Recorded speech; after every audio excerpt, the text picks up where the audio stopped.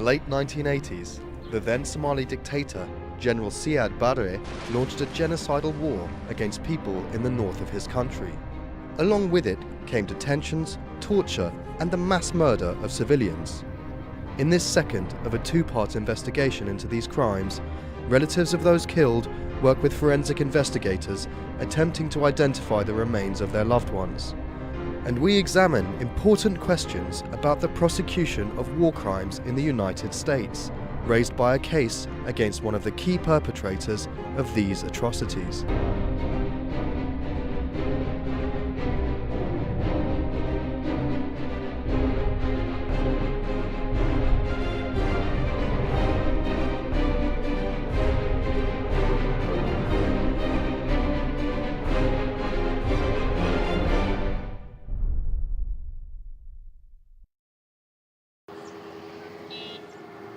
To much of the world, Somalia has a fearsome reputation. It's seen as one of the most dangerous places on the planet, a failed state that's widely believed to be home to warlords, pirates, and terrorists. But in the north of the country at least, the reality is different. Here lies Somaliland, an autonomous enclave with its own flourishing capital city, Hargeisa. Though a long way off from receiving international recognition as an independent state, compared to the rest of Somalia, it's a haven of peace and stability. But Somaliland also has its dark side. Within living memory, its citizens fell victim to the most savage state-sponsored atrocities. Now, as they try to secure their future, some feel those past agonies should be re-examined and those responsible held to account.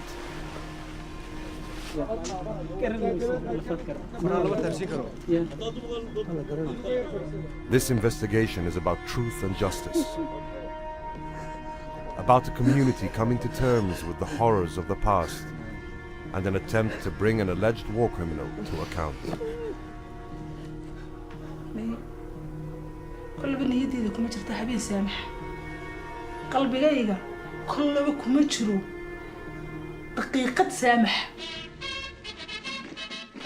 At the heart of this story are the alleged crimes of a man who once held a high command in the army of General Siad Barre, the ruthless dictator who ruled over Somalia between 1969 and 1991. Towards the end of his rule, Barre went to war with his own people in northern Somalia, now known as Somaliland. Believing them to be supporting a rebellion against his regime, he took revenge by sending in his army. The city of Hargeisa was virtually destroyed during intense and pitiless bombardment. Many thousands were killed and driven into exile. Barre's soldiers, meanwhile, tortured and murdered as many as 50,000 others, most of them civilians, and buried their bodies in mass graves across the region. One of Barre's chief subordinates was Colonel Yusuf Abdi Ali, also known as Colonel Tukey or the Crow. During the late 1980s, he was head of the Somali Army's infamous 5th Brigade, and notorious for his cruelty. It's alleged that among his many victims was Farhan Warfa, then aged 16, who had been detained on suspicion of stealing a water tank. Our client, Farhan, was arrested by a group of Somali army soldiers, along with, I think, all the other men and sort of older boys that they saw, and taken to the 5th Brigade. These were men operating under Tukey's command. He and the others were tortured with Colonel Tukey present, standing over him, asking him questions. In the end, while he was shackled, Colonel Tukey shot him 5 times at point-blank range and ordered his men to get rid of the body. It turns out, because he had been shackled and because the colonel was pushing him over at the same time as he was firing his weapon, Farhan survived, I think somewhat miraculously, and was able to convince the soldiers to accept money in order to be set free. Now, 25 years later, and with the support of an American human rights NGO, Farhan is pursuing a decade-old legal case against 2K. Some of the early amnesty reports on Somaliland. The former Somali colonel has been living anonymously in the United States since being granted resident status in 1996.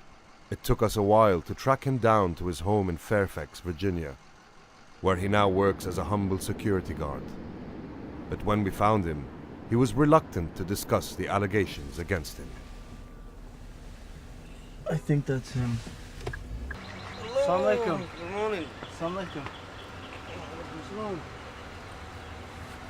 I want to ask you about allegations and Gabile against you in the court case. No comment, no comment. We're from Al Jazeera. Talk to the lawyer. Talk to my lawyer. Did you shoot Mr. Warfare 5 times?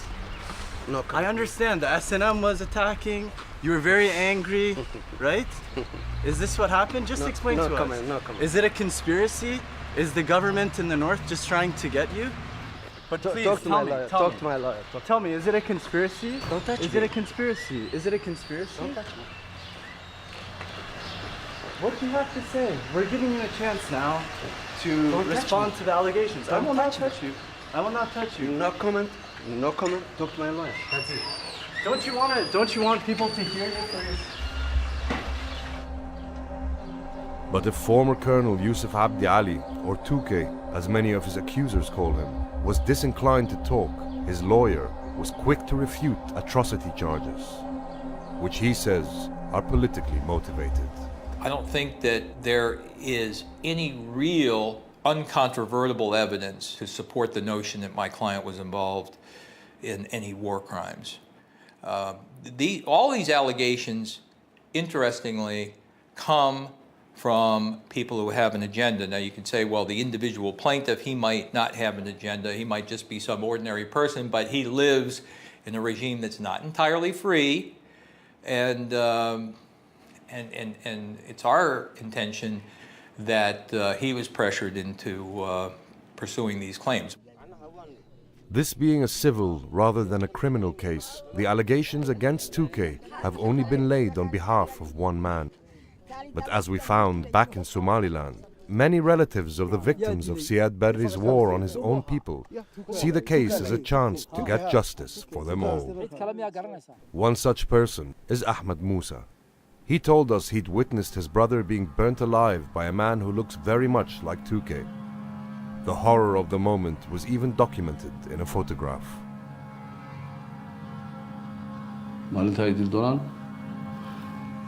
qof saa loo eegi karayba muuhayna wuxuu ahaa un lafasaa isku sursuran oo wada gubtay oo wada bislaadeen bu waxaan odhan karaa qof qof lagu tilmaamo maalintaa la dili doono muuhayn. Ahmed had been shackled to his brother at the time, and they were both to be executed the next day. waa lagu dilaya waan lahaa qacantaa iyo qacantaasaan iskaga xidhnay deedna markii la yidhi dil waa imika hala duuta yidhahdeen isagana xaggaasay u dhaqaajiyeen anigana xaggaasa la dhaqaaji isla intaanan gaadhin geedkaasoo kale ayaa bababababac rasaasti. For reasons that remain unclear, Ahmed was freed while his brother was murdered. sawiradan kan iyo kuwo kale oo jiraba sawirro iyagu waa iska qaadeen weeyaan maaha sawirro cid kale ka qaaday iyagaa iska qaado ku faanayay darajay ku heli jireen waxaan moogta dadkii oonu gubayno maxay oonu xasuuqayno waxaan darajay ku heli jireen moogta oo xagga sare darajo kaga heli jireen tuga uu joogay tuga isaga waddankan haystay markaas waddankan isaga haystay wixii uu doonana ku sameynaya askari wuxuu ahaa madaxa wixii adoonto ka tooga la yidhi amar lagu siiyey dadkana waxaa loo leynayay sida qabiil ah ma ahayn si dembiya amba sharciya lagu ooga ma ahayn si qabaayil unba dadka loo leynayay. Have you ever seen this picture? It's a picture of your client burning a man. You know, this is a picture that I have seen before because it's on the internet, and it's a picture that my client disputes the authenticity of, and it appears to have been photoshopped. It's a picture that has just been thrown up on the internet, and I just do not agree that it's an authentic picture. I have never even heard of the name of whomever supposedly took the picture. And there's also the issue of the uniforms involved here that are being worn, that Colonel Ali was not presiding over any kind of burning of anybody. And he disputes the authenticity of that picture. What I can tell you about my client is that my client has not gotten so much as a parking ticket since he's been in the United States. But even as the dispute over the claims that are bringing Touquet to court in the US goes on, in Somaliland there's a parallel effort underway to recover and collate crucial evidence and provide closure to a community still traumatized by events of 25 years ago. Peruvian forensic archaeologist Jose Pablo Baraybar runs an NGO called IPAF. It investigates suspected war crime sites with the help of a team of international volunteers. For weeks, they've been painstakingly exhuming one of the many mass graves still to be found around the village of Arapsio, near Gabile, a town close to the Somaliland capital, Hargeisa.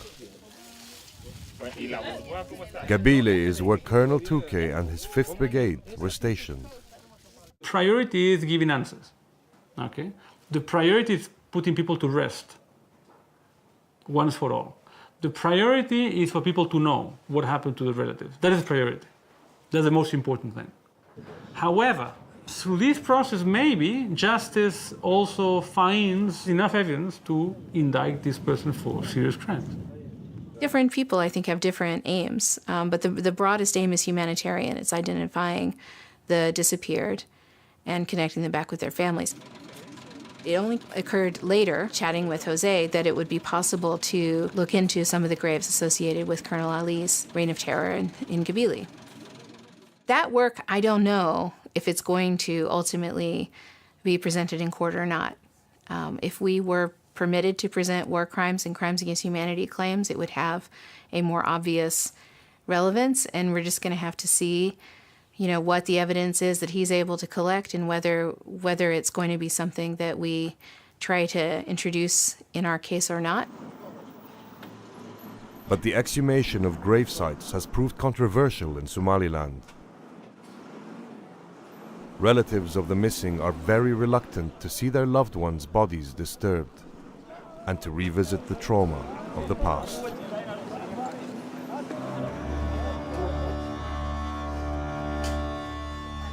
Jose Pablo and IPAF are under extreme pressure to finish examining the bones they have uncovered so that they can be quickly reinterred. What usually takes months must now be completed within days. Today they have invited local religious leaders to prepare the remains for a final dignified burial. Before we bring the remains, I wanted to show you how we have been working. We have been dressing this skeleton to understand where the shots are. If it's from here to here or from here to here. And you can see the body of the sheikh.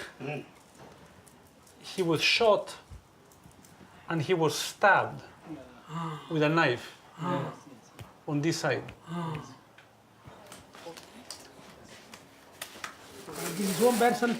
One person, all one person. But it is arm, chest, head. Yet whilst there has been much opposition to the exhumation, for one man, it has helped alleviate many years of suffering.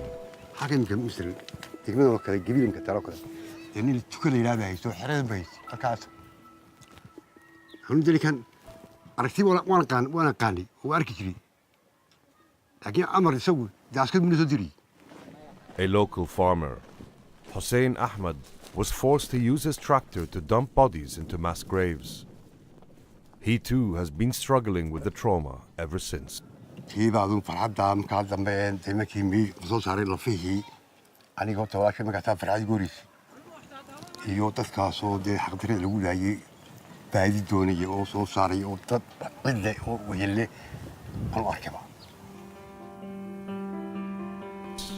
But back in the US, the case against Colonel Tukey has hit a stumbling block. During the decade-long preparation of their arguments, Warfat's lawyers have been relying on an obscure, centuries-old law known as the Alien Tort Statute. The United States is not a signatory to bodies like the International Criminal Court, which tries war crimes in other territories. The Alien Tort Statute was originally passed by the first Congress of the United States in 1789. It was the same act that set up the entire court system we have. Very simple statute. It's very, very short. It essentially says that an alien or a foreigner can bring civil action for a tort, which means personal injury, in federal court. It wasn't used for human rights explicitly until, the late 70s. Instead, American human rights lawyers have relied on the Alien Tort Statute to bring claims against defendants who reside in the US but committed their alleged offenses overseas. It seemed that human rights litigation was a very open and welcome thing in US courts, right up until the Kiobel decision in 2013. That ruling, a US Supreme Court interpretation of a case brought by a Nigerian citizen against her government and Royal Dutch Petroleum, has undermined the use of the Alien Tort Statute. The decision was seized upon by Colonel Tukey's lawyer, who then got part of the case against him dismissed on jurisdictional grounds. For now, the legal action will have to proceed under a different US statute, the Torture Victims Protection Act. Our case will go forward on torture and attempted extrajudicial killing. It will not go forward on crimes against humanity and war crime. Meanwhile, Jose Pablo's team have invited relatives to examine the clothing they've exhumed to see if they can positively identify the dead. It is important for them to understand that it is a difficult experience, and I do not want to expose them to something very painful for no reason. One of them is Zainab Noor. She arrives with her daughter, who was born while Zainab was imprisoned by the regime. She is also now pregnant with Zainab's grandchild. After some argument, they agree that only Zainab should go upstairs to view the clothing.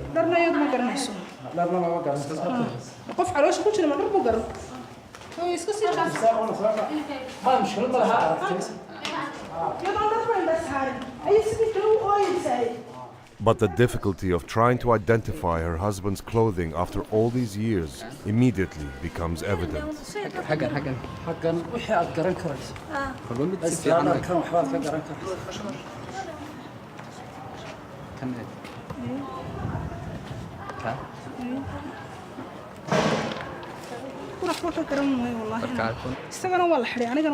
The viewing seems only to bring frustration and yet more unhappiness.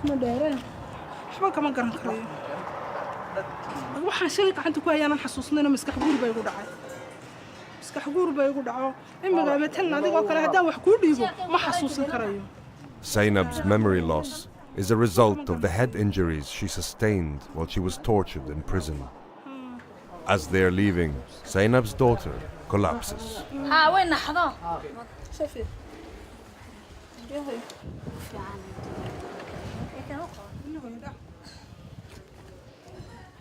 It's become very accepted in the psychiatric and psychological circles to recognize that trauma won't go away if you ignore it. And it also won't even just end with the person who was victimized. It can pass to your grandchildren. So it is something that has to be taken seriously. That trauma will live on if it isn't somehow addressed.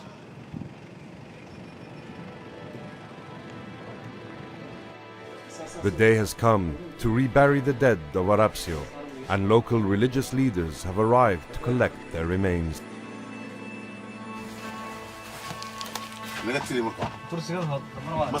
They stack the bones at the back of the EPAF bus. The team rides up front. The remains are offloaded and laid out for burial. The atmosphere is subdued.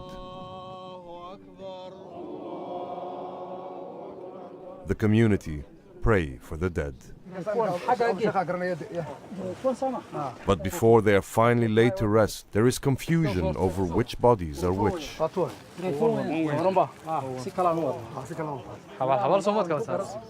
Right, but the problem with this is that we still do not know which one is which. Right, but look at this. If you put one there and you put another one here, how do we know which one is which? And understand that. Soon the confusion envelops the entire event. The relatives question whether the remains are correctly linked to the names of each victim. Jose Pablo and a local official try to placate them. in ay noqoto hebel hebel oo aanu andaguna halkan la fiixay aanu haysanay aanu ka isla doonano si magaciisa iyo gooniyaba loogu qoro boorarka hadii la yiraahdo waqti dheer ba ka soo wareegtay maskaxda bini'aadamkuna way isbedeshaa. Upset by the disorder, they want the reburial postponed. qofku wixii amaarada iyo wax ku jira farq soo wixii ka gidis way waxa timid jeelka qayba loogu geyn jiray dharka yaano aabay laga soo qaado jeelka dharkii loogu bedelay ma garan kartay maanta dharkiisii kii aan ku ogaa waa laga bedelay. Okay. In this situation, to identify these people, we would need to go, for example, for a test called DNA. And each DNA test costs a lot of money that nobody can pay. So we at least have to have an idea of who the person may be with the things we have. Dental work, as a sheikh, clothing. Finally, after a prolonged negotiation, they agree that the burial can recommence. We'll do it today. Manta.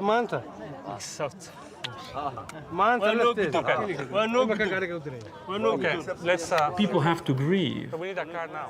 If they are not able to grieve, and they have not been able to grieve, they won't be able to get anywhere. They got this like pain stuck there, you know. So it's very important, this process of letting go and then dignifying this dead, make them human again, even if human at death. But digging up the past has not brought catharsis to everyone.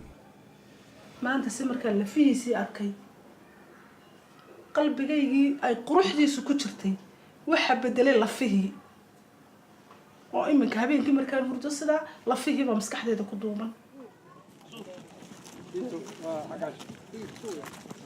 mustaqiiqa inaan saamaxo yaa lafta way jabantay ana wax soo baba u goysin yaa anoo uur le ay dhibaateeyeen anoo uur le ninkaygii dileen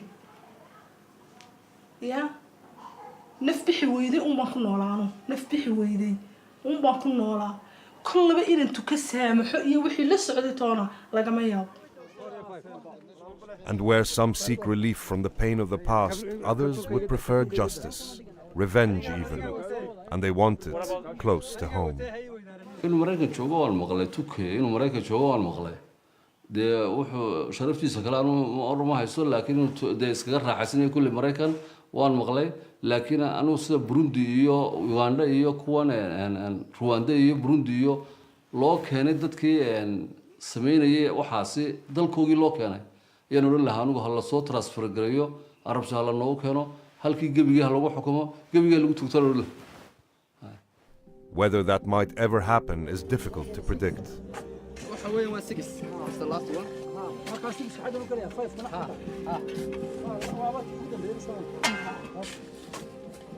Colonel Touquet contests the allegations against him, and the eventual outcome of the case is still years off.